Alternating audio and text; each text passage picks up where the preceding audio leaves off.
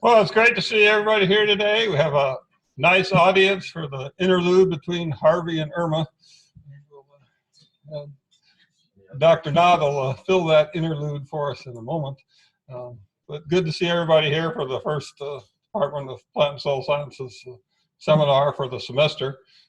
Our first three seminars of the semester are all going to be promotion seminars. So for those of you who are new to the department, at the University of Kentucky, faculty go through a series of appointments. Their first appointment is as an assistant professor.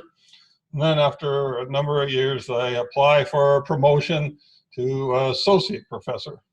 And then the next step is a promotion to professor. And those are the promotion steps for faculty. So the next 3 weeks, we'll have 2 seminars of assistant professors for promotion to associate professor, and 1 for associate professor. So in our department, at the time of promotion, we asked the faculty member going up for promotion to provide a seminar discussing what they've accomplished in their time at that appointment. After the seminar today, I invite all faculty in the Department of Plant and Soil Sciences to stay for a discussion about Dr. Knott's dossier. Carrie's mentoring committee will lead that discussion, so please stay afterwards. So today I'm pleased to introduce Dr. Carrie Knott. Carrie's an assistant extension professor of grain crops located at the West Kentucky Research and Education Center in Princeton. So we've had both a long and then somewhat shorter history with Carrie. Carrie got her undergraduate degree at Western Kentucky University, then her master's degree in tobacco breeding with Bob Miller, and her PhD degree in wheat breeding with Dave Van Sanford. She got a job as a coastal plants breeder in LSU. She was in Louisiana for about 6 to 7 years. She said it got a little hot down there, and the water moccasins and the coastal bayous were a little scary. So she came back as a 2013 as a grain crops extension specialist for West Kentucky. So, Carrie. So, as Todd said, I've been here about 4 years now. And actually, my first day back was August 1st, 2013. And just coincidentally that year, that was the corn, soybean, and tobacco field day. So my first day on the job was actually my first field day. Chad was generous enough not to make me give a presentation like he had to on his first day.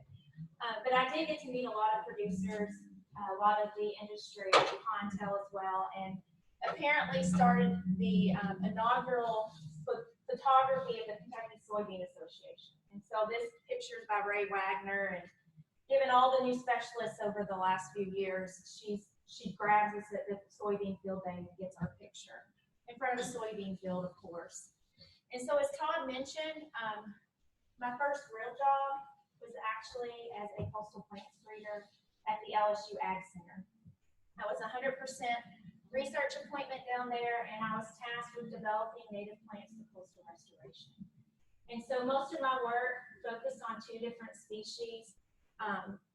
The sea oats, which I'm not sure you can see very well, but it's that dune plant that we all see at Florida, okay? And so it's almost extinct in Louisiana, even though it is native there. And so I was working very hard to get that back established, and then also in brackish marshes. And so really the biggest reason I was there was to combat land loss. And so given the recent history, the last few weeks with all these hurricanes, it's bringing back a lot of memories. Because when I was down there for 6 years, I spent a lot of time on the coast. And as you would drive down, you're driving down with marsh, salt marsh on either side of it. And when I first got down there, it looked like this. Within a few years, and after a few little storm surge events, we're starting to get open water. And then after Gustav and Ike, this is what we had, okay? These are the same roads. This is the same road. This road and this road are the exact same road, okay? But after Gustav and Ike in '08, they had already started constructing sort of this bypass, but it had to become operational. I mean, so when we're talking about the land loss in Louisiana, it's market, okay? And a lot of the southern coastal areas really are taking dire steps, and they'll concrete over their cemeteries, and what you can't necessarily see is that the back of this fence is the water line. And so it's a very, very big problem down there. And while I was down there, I was fortunate enough to, before I got there, the weed breeder actually was working on some of this work. And while I was there, I was able to take the germplasm he had and release 9 cultivars. During my time down there, I got a lot of invaluable training as a young assistant professor. I trained 12 students, 3 graduate students, and the rest were a combination of undergraduates and high school students. We had really good high schools down there, private high schools, that they would come and do interns. I also got to help assist in the development of the very first set of certification standards for native plants in the country. And so what we were trying to do before our cultivar releases is make sure that the releases were protected, much like we have certification systems for corn and soybeans and wheat in this state as well. And so we developed the first set for clonally propagated native plants in Louisiana. Also, during my tenure at LSU Ag Center, I had 16 referee journal articles. 3 of those I worked on once I came back, and those were with my graduate students. And since I was 100% research, I was very aggressive going after grant funding. And so, just a history, you know, I almost got $2 million in grant funding. And, you know, I know it was a totally different life, and I feel like it was. But I think that this shows that I spent a lot of time learning the academic system. And so I was able to really jump into this program. And Todd said I came back because I was afraid of the watermark since. Really, I came back because they cut my funding, if I have to be brutally honest. They were having a lot of budgetary issues down in Louisiana at that time. And they were going to defund the coastal blanks breeding program. We did have a plan B. They were going to let me be a sweet potato breeder. But if I was going to have to start my career all over kind of midstream, I wanted to see what other options there were. And this position I have now was another option. It gave me an opportunity to come back to grain crops and wheat production, which I really enjoyed quite a bit. And so once I got back here, I felt like I said, I really hit the ground running. I kind of understood the academic system. I knew how important publications were. I knew how I'd made a lot of mistakes, which we all do in the first years as an assistant professor. And so I felt like I really was able to develop strong research programs that very quickly got me publications. And those, of course, fed my extension program. So my extension program here is fairly broad. It's to provide educational opportunities on sustainable grain crops production. And really, you know, I can get phone calls from agents or others throughout the state, even regionally, that will call me up and ask me to talk about a variety of topics. Although I spend much of my research on wheat and soybeans, I often get calls to come talk about corn, canola, and also grain sorghum, which is most of the crops that are grown here. And so I have to have a very wide umbrella of knowledge when I go to these extension programs. In terms of my applied research, like I said, I focus mostly on the wheat double crop soybean situation, the system. For some time, I was working quite a bit in canola. There's been a little glitch in terms of canola production in Kentucky. We no longer have a viable source for the producers to bring that canola to anymore. So those acreages waning a little bit. So kind of backing off my research just a bit to focus more on this system. And it'll also allow me an opportunity to get into some irrigation research as well. And when I was hired, that was in my job description, is that I would be working on helping develop irrigation management for the row crops. And so now that we have a lateral irrigation system at Princeton, that's something I will be working on quite a bit in the coming years. And so in terms of my programmatic goal, y'all saw this sort of schematic at my 2-year review, where mostly my program is driven by producers. I listen to what the producers are saying, either overtly, because we have a lot of producers that will walk up and tell you what kind of research I need to be doing at the moment, because it's important to them. And usually it's important to the state as well. But I also get a lot of producer input informally, just having conversations with them. And so you kind of get your finger on the pulse of what's going on, what the needs are, and where my research program needs to go. And so that research will then drive my extension program. That applied research is very important so that I have data to show our producers and that we know what we're going to be presenting to them. And in terms of sustainable, you know, this is a buzzword at the moment. There's a lot of different definitions. And my definition of sustainable, I think it's very similar to a lot of our producers. It's, will I have my ground to pass down to the next generation?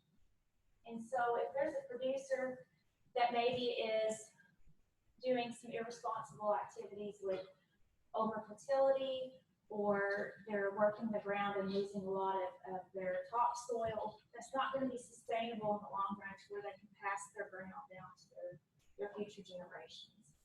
And so this is very important. And I really like this photograph. It came out of American Soybean. It's a national sort of producer magazine put out by the United Soybean Board. And it's from some children in Russellville. And actually, Chad and I might be the only ones that noticed this. There's this little blue stick that child's holding. Do you see that? Chad and I, these are some educational tools that we passed out in a lot of our extension programming. It's a seed depth indicator. Basically, it's a little tool that helps you dig down after you plant to check seed depth of the seed. And so to me, it was kind of neat to see that actually in a national publication. So I want to focus on a couple of the applied research projects I've been doing over the last 4 years. One of them is a project that John Grove and I developed, and we brought Ethan Swigert in as a master's student. And this program was developed after having conversations with some Soybean Association board members. They were asking about whether or not, you know, different winter annuals will help increase double crop soybean yields. Okay, and this was about the time that the canola crushing facility opened its doors. There were a lot of private agronomists and also agronomists for that company that were promoting canola versus wheat as the winter annual and the double crop soybean.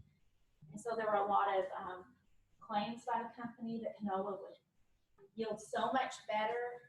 It would have similar yields to wheat, but then the double crop soybeans would be quite a bit. Yields would be much higher. And so we brought Ethan on board to try to look at some of these, what John Groves, what did he call those? He called them rural myths. Rural myths about wheat toxicity is what they were calling it. And it was really these anecdotal observations from not only private agronomists, but some limited documentation that double crop soybean yields can be increased after canola. And really the only documentation in the literature of this was a 1980s paper. There was some work by Jim Herbeck and Lloyd Murdoch back in the late 90s, early 2000s. And in 4 years of data, 2 years, the double crop soybeans yielded greater following canola than wheat. In the other 2 years, there was no difference. And so really, it seemed like an opportune time to kind of revisit this wheat toxicity phenomenon based upon this canola crushing plant coming in. And so what we did is we looked at 4 different winter annual treatments. We had wheat, a non-planted fallow, we had winter canola, and we also had winter barley. And so those are our 4 winter annuals. There were 6 replications we had out in the field. And the first objective was to determine whether or not the double crop soybeans had any yield differences based upon just the winter annual that we planted. And so Ethan looked at this at 3 site years. He looked at it in 2015 at Princeton on a well-drained crider, which you're seeing here. He also looked at it in 2016 on also a well-drained crider, but then also a moderately drained Zanesville soil on the back of the farm as well. And so what he found in terms of double crop soybean yields is that there was no significant difference in yield following any of these winter annual treatments. We did have some significant site year differences, but nothing that translated back to our treatment. Okay, and this was likely mostly due to soil type and growing environment differences across those years. And so any agronomist that's promoting canola is going to say, well, of course you didn't see yield differences. What was your precipitation after planting? And so our precipitation very near after planting, you can see was much greater in both years than the 30-year mean. And Ethan was very nervous when we got this very high rainfall in 2015. Very nervous, okay? And then when he's looking at the data and he's thinking about how he was going to explain it, he said, how am I going to explain this? You know, gosh, there's so much rain. I said, oh, Ethan, don't worry. In 2016, we'll never get that much rain again. This never happens 2 years in a row. So when it happened, he was sure to let me know that yes, I was right, because we got even more rain, right? And so we do know that the allelopathic compounds that confer this quote unquote weak toxicity are water soluble. And so really, given this, we weren't all that surprised that there were no yield differences for the double crop soybeans. You know, because as an agronomist promoting the canola would say, it likely leached out of the fruit crop. And so, you know, to hedge those bets, we did have a greenhouse assay in both years. And what we wanted to do was to determine if there were differences in soybean emergence or seedling growth up to about 4 weeks after planting into a greenhouse. And so Ethan and several other students went out with these PVC links that they cut as sort of a pot. So they had 500, I think, soil forms each year that they went in and got some soil from each of those treatments. Then he planted the seed, and then we looked at not only germination time percentage, but time to germination, and also some seedling characteristics as well. And in terms of emergence, we saw no differences. And really, we were wanting to focus in on the emergence because it's not uncommon in wheat, when you're no-tilling wheat, to have some problems mechanically getting the seed placed, okay? And if you consider how thick the wheat straw is, you know, that's not all that surprising. But in terms of canola, there's just a little bit less, usually residue, and the planters can usually get through those a lot easier. So that's why we're so interested in emergence. So he not only took total percentage of emergence, but he went every 12 hours and was looking at time to emergence as well. But regardless, we had no statistical differences in either of those. It wasn't until you start looking at the roots that we saw any statistical differences. And this data is combined over both years. What we found was that the fallow and the canola had longer roots than the barley or wheat cores. Okay, and that's pretty interesting. The total length ended up being a function of, I think, the root length. As you can see, the shoot length did not differ. And then when we start looking at root weights, we did have some interesting interactions, and we just decided to pull those out by site year to see what was going on. And you can see that in both sites for 2016, but again, we see a similar trend that the roots were much heavier for the fallow and canola treatments than the barley and wheat as the winter annual. So that was interesting. That was very interesting, right? Because this is the first documentation of anything like this for this quote unquote wheat toxicity. But we also wanted to take it one step further. And so in 2016, Ethan also looked at these in a laboratory setting where he germinated the seeds for 7 days. And what he did is he took water-soluble extracts from the winter wheat, the barley, and the canola stover. And so what he did is just like any other ragdoll germination method, right? He rolled them up, and then after 7 days, he looked at some of the early seedling attributes. And so this got a little bit more complicated because in terms of when we harvest these three crops, it's very different. And so in 2016, the canola, I think, came off 2 weeks before the wheat, and the barley came off about a week before the wheat. And by coming off, I mean it was harvested. So we harvested the grain at 3 different times for each of these winter annuals. And so I'm going to break this out because although we did have statistical differences among all these treatments, really what we did is we germinated the wheat extract with a deionized water control at one time. And then we had the canola extract with deionized water at a different time, because what he did is we harvested the stover immediately after grain harvest. We didn't want any degradation in the field to happen.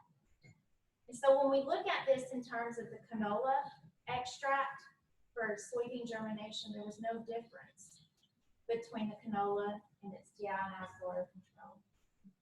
Same thing for the barley, then also the wheat. There were no differences for soybean germination between the extracts that we used and the deionized water control. Similarly, we did not see any differences for soybean length. And so really, when we looked at these collectively, what we found is that although there were differences that were detected in the root weight and length, that didn't translate into any seed yield differences at the end of the year. That's very important, right? And so we did write this up. It's been accepted to Agronomy Journal. We've already put in we already resubmitted the revision, and so we're just waiting to hear that it's in press. And so the biggest thing is that when we're thinking about, in terms of the scientific, furthering scientific knowledge, we've got that out in the literature. But in terms of, how is this going to affect our producers? We'll have to, in terms of the canola crushing facility, if it's able to stay open, there might be something to this root weight, root length differences. There's a lot of agronomists that say, they'll say on this side of the road, this farmer planted wheat and canola, and look how much better the beans look on the canola side. And so as a scientist, I want to slough that off and say, that's just an observation. He's biased. He wants to see it greener. However, given these results, there might be something to that. The roots might be bigger. They might have more access to water and nutrients early on in the growing season, but that doesn't seem to translate into any significant seed yield differences. So that's really the take-home message for the producers. Can't you plant soybeans earlier after canola than wheat usually? Yes. So the canola, like I said, the grain is harvested earlier, up to 2 weeks before. And so there can be advantages just due to planting date. However, a lot of our wheat producers have a hard time with canola. They're not getting the yields that the industry has promised. They're not even getting yields that are as good as what they can get in wheat. And so, yes, we ignored those planting dates. So we harvested the grain off of that study and waited until we had the wheat off to plant all the soybeans because we didn't want any confounding effects. Any other questions? So based on, my work with Ethan, we've expanded that. And so with discussion of other producers, the soybean board, we're now looking at in terms of more intensive double crop management. And so at this point, we feel very comfortable that we don't think there's a whole lot going on with the winter annual. You know, there's no revisions that need to be made there, which aren't surprising because if the producers have noticed any marked problems with wheat before soybeans, we probably would be growing it as much as we are now. But now we're looking at more intensive double crop management. Catherine is my new PhD student. She started last year.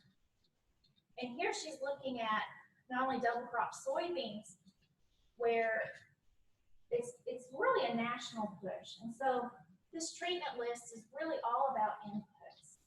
And nationally, there's a lot of producers, agronomists, industry folks that are interested.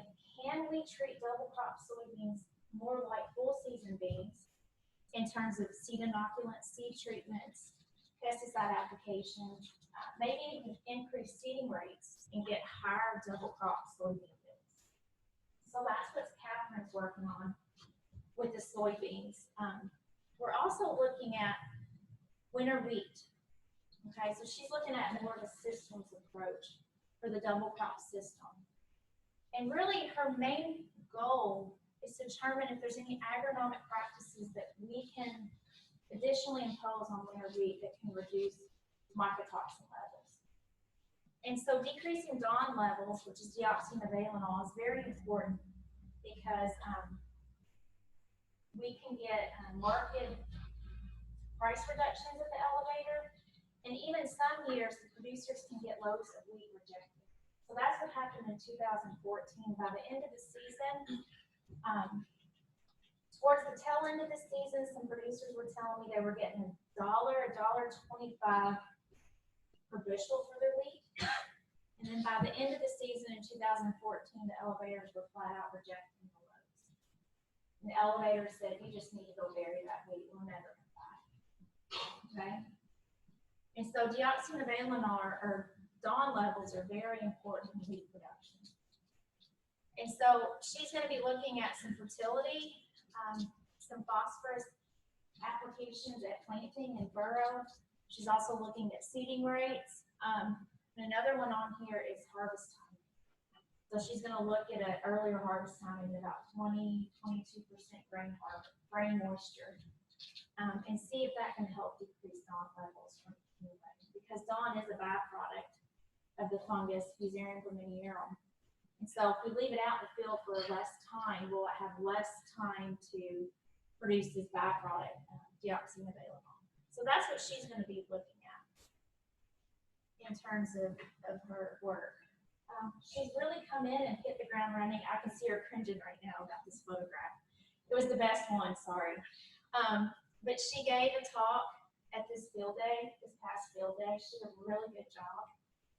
She had come in actually in 2016 and helped Chad and I quite a bit on a seed inoculant study he and I had started. And so she was presenting the work on that. She's also written that up, and it's been, she's already written that up, and it's been submitted to Crop Forage and Turfgrass Journal as well. And so she's done a really great job. So the final thing I really want to talk about in terms of research is plant growth regulators. And this is actually a study that I focused on last year when I was giving my 2-year review. Okay, and so we were looking at plant growth regulators, myself, Dave, and Edwin. That did get published. It was published last year. And typically, plant growth regulators are used to control lodging.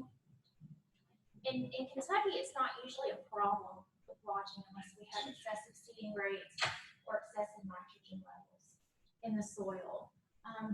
But the year I started in 2013, a year or two before that, there was a new plant growth regulator called Palisade that was released. And so when I got here, a lot of the producers, when I was out in the state talking to them, wanted to know, well, you know, we got this new PGR, if we put on 175 to 200 units of nitrogen, can we use this Palisade product and increase our yields and then reduce our risk of lodging? And so those levels of nitrogen are almost double what we recommend at university. And so I said, I'm not really sure, but I can look into it. And so that's what we did. I'm not going to go into this in much detail, but in 2013 and 2014, we looked at 5 nitrogen rates. We looked at several varieties because we know there can be some varietal differences in response. And then, of course, with or without the Palisade treatment. And what we found is that actually, as you increase your nitrogen levels overall, there is a numerical increase, but it's not statistically significant. And even at these levels, farmers don't really care about statistical differences all that much sometimes. But even at these levels, they can't pencil out and get any sort of profit with 200 units of nitrogen and a Palisade application for only about 97 bushels per acre. And so, I gave that talk and said there's no consistent height reductions, no consistent yield increases. Gave this talk throughout our state, in other states, and invariably, at least one, if not multiple producers would say, so what? I don't really care. What about as a rescue treatment? By rescue treatment, I mean he had overlap of nitrogen, so he has a double dose of nitrogen in the field. Or what about where he overplanted? He brought the planter through and then accidentally did another swipe over it, so I had double the seeding rates. And so I've heard it enough that now I'm actually going to plant that study. So we're going to look at Palisade and how effective it is as a rescue treatment for excessive nitrogen and excessive seeding rates, because it seems to be really great interest of the producers, not only in our state, but in other states.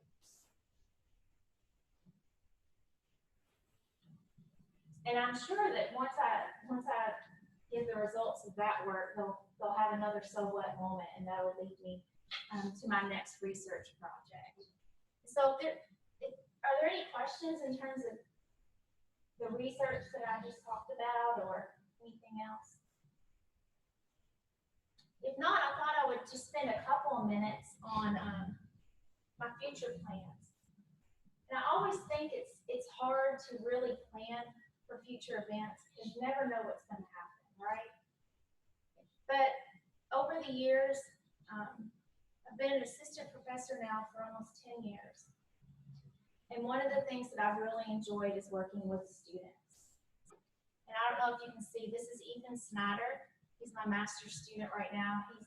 You haven't seen him around much recently because he's moved to Princeton to write his thesis with me. But I've really enjoyed working with students. And so I for sure am going to continue to work with graduate students, undergraduate students. And as the facilities at Princeton kind of evolve, I think I'll have a better opportunity to do that. Right now, we've been fortunate enough to have graduate housing, which is why I can have the graduate students that we have now. And so I think those are likely going to expand in the future. So there's going to be more opportunities. And I don't want to kind of gloss over Ethan Snyder. This is his study. We affectionately call it the flag study. You can see there's about 1,000 flags. And we hand plant 10 seeds at each of these flags. And we've hand harvested each one of those flags as well. And so I personally put this out. Last year was my 4th year. So I've done this 4 times. Ethan had a counter site here at Lexington last year. So we've gone through a little bit of money in flags the last few years. But it's quite striking. We actually at Princeton, it's a very small community. The first year I put that study out, we had about 3 homeowners stop in and say, "What's all those flags?" And so the secretary would call me out and I'd have to try and explain to them that this was a planting day study. And this is a really neat study in wheat because not only are we going to get a lot of basic information about the effects of temperature, photoperiod, and some other precipitation changes on wheat growth and development, But Ethan's also going to use this to develop a rule of thumb, hopefully, for the number of growing degree days to critical growth stages of wheat. And so at a very applied level, this will definitely help producers better predict wheat development. Very difficult given the genetics of wheat, the photoperiod requirement, the vernalization sensitivity, to really predict that year in and year out like we can in corn. And so that'll be really neat, but we also feel like it's going to be extremely beneficial to breeders and also beneficial to some people that are modeling climate changes and the impacts on grain yield as well. So Ethan last year gave a little poster at ASA, and this year he's going to give a world presentation, so we're really excited about that. I would also like to expand my work and more formally teach in everything. Hopefully with the center building up at Princeton, this will be an opportunity. This is a photograph of the agent trainings that I did a couple of years ago here at Lexington. We partnered with Aaron Hiramoto's field school that year. And so it was a lot of fun to get out in the field, do hands-on research, and really get our boots dirty for the agents. And a lot of these agents are seasoned agents. They know their stuff. But they applauded me and said they really enjoyed the opportunity to get back out, get a hands-on refresher, because things never look the same as they do in the field as they do on PowerPoint or even on a handout. So I really had a lot of fun doing that. And I put together with Chad and many others a USDA program to look at the research, and I think it's a new program, Research and Extension Experiences Internship. And so we put in for the maximum, which would be $300,000, to actually have paid interns to come in and do hands-on internships with independent studies. And so I hope to use this, if we get this funding, to help model and develop a curriculum for some hands-on experiential learning for undergrads and maybe even the graduate students in the department. I also, of course, am going to expand my work into irrigation. We haven't done a whole lot because we just got this system, I'm going to say just 2 years ago. But the first year we got it, we had a lot of rain. So we couldn't really run the irrigation system responsibly without overwatering what was already a saturated soil. And so really this was the first year of work, and you can see Montsee's corn right here. She had a really big corn trial down there. And this is actually Edwin's, he had a soybean study out. And so I'm responsible for running that. And at this moment, I've just been more of a technical person running it, but I will have some irrigation studies that go out in the next year or so. And so I actually think that's it. Are there any questions? I hope I didn't bore y'all to tears.